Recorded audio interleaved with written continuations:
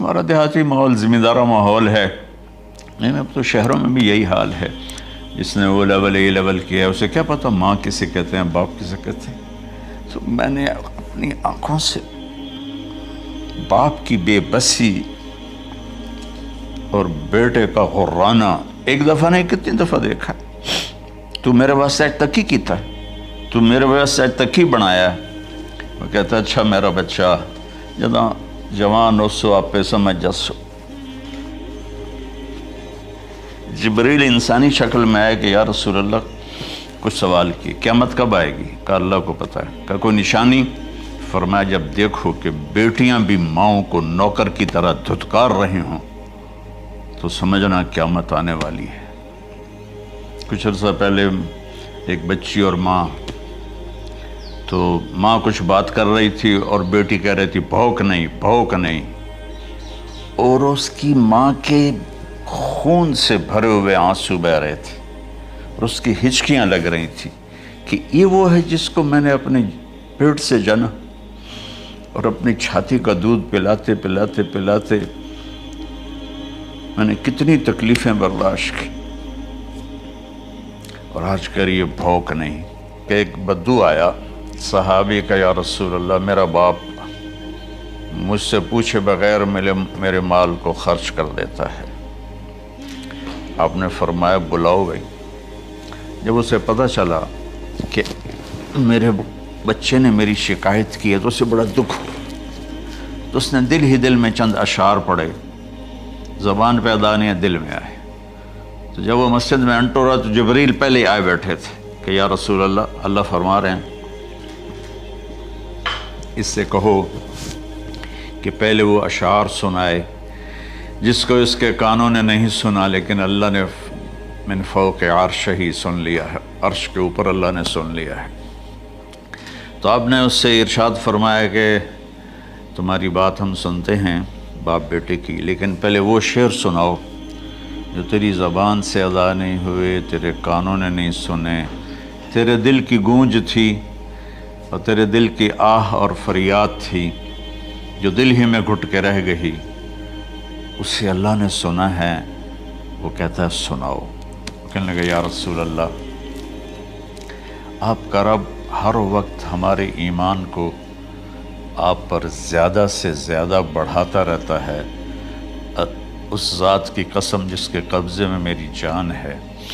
یہ چند میرے دکھ بھرے خیالات الفاظ کی شکل میں ڈھلے، لیکن میری بزم تصور میں ہی رہے اور وہیں دفن ہو گئے، باہر نہیں نکلے، میری زبان سے ادا نہیں ہوئے، میرے کانوں نے نہیں سنا، آپ کے رب نے سن لیا۔ اب نے کہا اچھا بتاؤ تو نے کہا کیا تھا؟ تو انہوں نے کہا جی میں نے بچے کی جب سنی شکایت میری کی ہے تو میں نے کہا تھا غضوتک مولودا وعلتک یافعا تعل بما اجنی علیک وتنہل وَإِذَا ذَاقَتْكَ بِالسُّقْمِ لَيْلَةً لَمْ أَبِتْ لِلسُّقْمِكَ إِلَّا صَاهِرًا أَتَمَلْمَلُ كَأَنِّي أَنَا الْمَتْرُوكُ دُونَكَ بِالَّذِي تُرِكْتَ بِهِ دُونِي وَعِنِي تَحْمَلُهُ تَخَافُ الرَّضَى نَفْسِي عَلَيْكَ وَإِنَّهَا لَتَعْلَمُ أَنَّ الْمَوْتَ وَقْتٌ مُؤَجَّلٌ فَلَمَّا بَلَغْتَ السِّنَّ وَالْغَايَةَ الَّتِي إِلَيْهَا مَدَى مَا فِيكَ كُنْتُ أُؤَمِّلُ جَعَلْتَ جَزَائِي غِلْظَةً وَفَظَاظَةً كَأَنَّكَ أَنْتَ الْمُنْعِمُ الْمُتَفَضِّلُ فَلَيْتَكَ إِن لَّمْ تَرَعَ حَقَّ أُبُوَّتِي فَعَلْتَ كَمَا الْجَارُ الْمُجَاوِرُ يَفْعَلُ فَأَوْلَيْتَنِي حَقَّ الْجِوَارِ وَلَمْ تَكُنْ عَلَيَّ بِمَالٍ دُونَ مَالِكَ تَبْخَلُ۔ میں ابھی ترجمہ کرتا ہوں۔ اس کا میرے نبی پر کیا اثر ہوا کہ آپ کے ٹپ ٹپ آنسو گر رہے تھے اور آپ کی داڑھی آپ کے آنسوں سے تر ہو رہی تھی۔ یہ اتنا فصیح کلام ہے کہ عربوں کو بھی پسینہ آ جائے گا ترجمہ کرنے کے لیے، تو میں تو عربی نہیں ہوں، لیکن یہ فخر تو حاصل ہے، بھلے ہیں یا برے ہیں دو چار قدم ہم بھی تیرے ساتھ چلے ہیں۔ کچھ عرصہ اہل علم کی محفلوں میں بیٹھے، کچھ زبان کی شناسائی ہوئی، تو میں اپنی کم مائگی کے ساتھ اس کا ترجمہ کروں گا۔ وہ کہتا ہے غزوتک مولودا وعلتک یافعا تعل بما اجنی علیک وتنہل تنحل، میرے بیٹے جس دن تو پیدا ہوا ہم نے اپنے لیے جینا چھوڑ دیا، ہوئے ہوئے ہوئے ہوئے، ہم تیرے لیے جیے۔ تیری ماں تجھے دودھ پلاتی تھی، میں تیرے لیے روٹی کے نوالے لاتا تھا، میری ساری کمائی پہلی اور آخری سب تیرے اوپر لگتی تھی۔ تجھے خوش دیکھتے تھے تو خوش ہوتے تھے، تجھے روتا دیکھتے تھے تو ہم روتے تھے۔ وَإِذَا ذَاقَتْكَ بِالسُّقْمِ لَيْلَةً لَمْ أَدْلِ سُقْمَكَ إِلَّا سَاهِرًا أَتَمَلْمَلُ۔ جب تو کبھی بیمار ہو جاتا تھا تو تیرے سرانے بیٹھ کر ہم ساری رات روتے تھے اور دعائیں کرتے تھے، یا اللہ ہمارے بچے کو بچا لے، ہمارے بچے کو صحت دے دے۔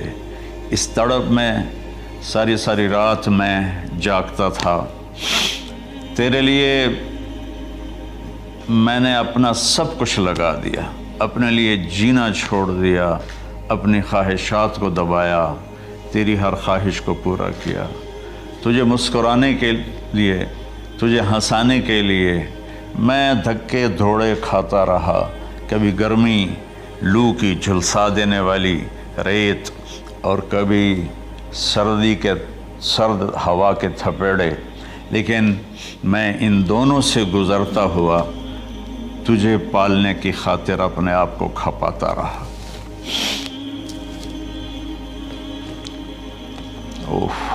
فلما بلغت السن والغایۃ التی الیہ مدی ما فیک کنت اؤمل۔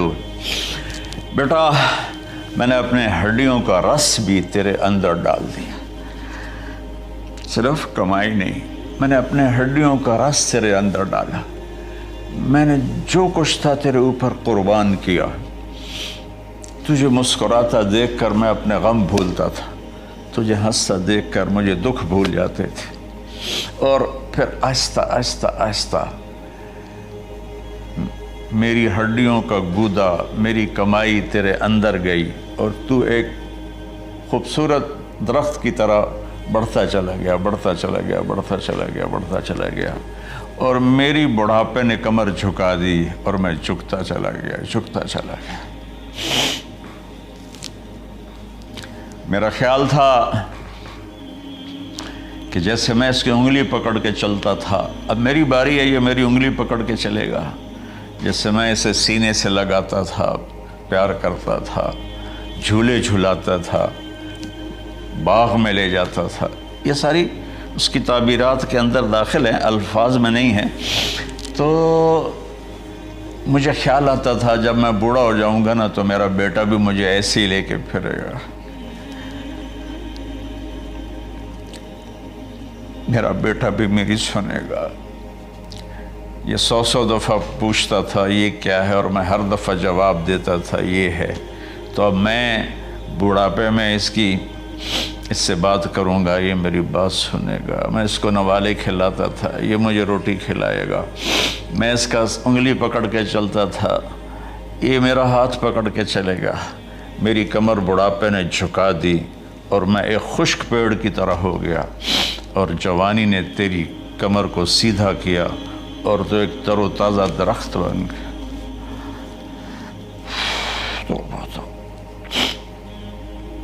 تو مجھے خیال آیا کہ میں نے 20 سال اس بچے کو پالا ہے، ابھی اپنی ماں اور باپ کو دیکھے گا، لیکن ایک دم اچانک کیا ہوا؟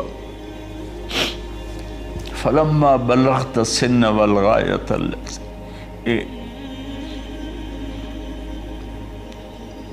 الیہا مدی ما فیک کنت اؤمل۔ جب تو اس عمر کو پہنچا جس میں ہماری امیدیں تیرے ساتھ لگ گئیں، ہمیں بڑھاپے نے بے آسرا کر دیا اور تیری جوانی نے تجھے ہمت دے دی، تب ہمارا خیال آیا کہ اب یہ ہمارے ساتھ وہی کرے گا جو ہم نے اس کے ساتھ کیا۔ لیکن کیا ہوا؟ جعلت جزائی غلظۃ وفظاظۃ کأنک انت المنعم المتفضل۔ تو اتنا بدتمیز ہوا، تیری زبان چھری بن گئی، تیرا رویہ زہر بن گیا، اور میری ساری زندگی کی محنت کا بدلہ تو نے مجھے نافرمانی سے دیا، بد اخلاقی سے دیا، بدتمیزی سے دیا۔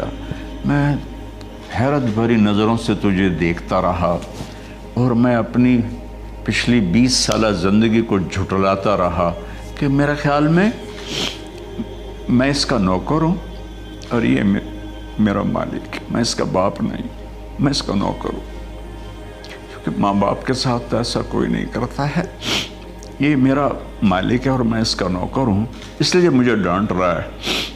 کتنے بچوں کو میں نے یہ کہتے سنا اپنے باپ کو، تو میرے واسطے آج تک کیتا کی، تو میرے واسطے آج تک بنایا کی،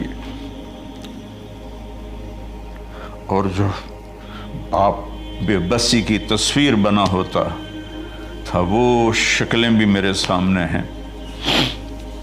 تو کمال کے اشعار میں سوچ رہا ہوں جو میرا یہ حال ہے 1400 سال بعد کہ میرے آنسو نہیں رک رہے، تو اللہ کے نبی تو زارو قطار روئے تھے، داڑھی آنسوں سے تر ہو گئی تھی۔ کہا بیٹا جب تو نے میری ساری زندگی کی محنتوں کا بدلہ بدتمیزی سے دیا، گالی گلوچ سے دیا، دھکے دے کر باپ کو گھر سے نکال دیتے ہیں، تو بیٹا میں یہ سمجھا کہ تو نے ایک خواب دیکھا تھا، تو نے ایک خواب دیکھا تھا کہ تو باپ ہے اور یہ بیٹا ہے۔ اصل حقیقت یہ ہے کہ یہ مالک ہے اور میں نوکر ہوں۔ پھر آگے کہتا فَلَيْتَكَ إِن لَّمْ تَرَ حَقَّ أُبُوَّتِي فَعَلْتَ كَمَا الْجَارُ الْمُجَاوِرُ يَفْعَلُ۔ اچھا چلو بیٹا تو نے مجھے باپ تو نہ سمجھا، چلو ایک پڑوسی سمجھ لو۔ عرب میں پڑوسی کا بہت خیال کیا جاتا تھا، اور یہ عرب کی شان تھی کہ اپنے پڑوسی کو وہ عزت دیتے تھے جو اپنے گھر میں ایک دوسرے کو عزت دیتے تھے۔ تو اس نے پھر اس کی طرف اشارہ کیا کہ اگر میں تیرا باپ نہیں ہوں، تیرے رویوں کو دیکھ کر تو یہی لگتا ہے کہ میں تیرا نوکر ہوں، تو میرا مالک ہے، تو چلو اتنا تو کر دے جتنا ایک پڑوسی کے ساتھ کرتا ہے۔